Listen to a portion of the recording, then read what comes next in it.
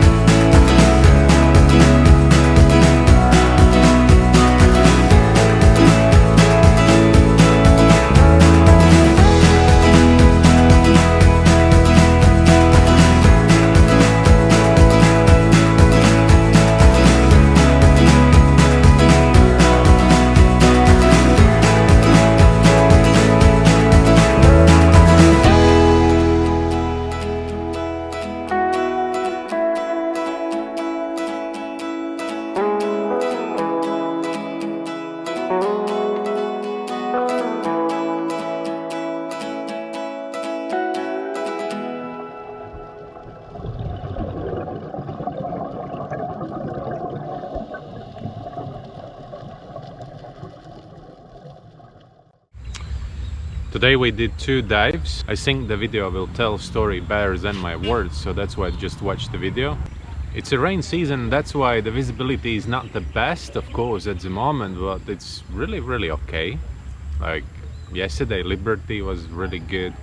Bunotan is a little bit more affected by some small rivers going into the ocean, so that's why the visibility in Bunotan is kind of really okay as long you go a little bit deeper, but if you stay in 6-7 meters depth, then it's kind of murky.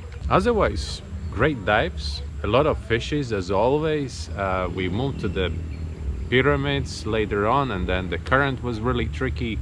We started kind of in the place where the current should go to the Gemeluk, so it's accidentally was we started to swim against the current. It was really slow, but anyways, it was a little bit like a kind of uncomfortable, especially for the people who never did diving before. Yesterday was the first dive ever, so that's why couple of times we changed the direction where we swam. So like first we swam a little bit against the current, then with current, then the current stopped, then we swam back again, just different depth, and it was cool. Anyways, everybody was happy.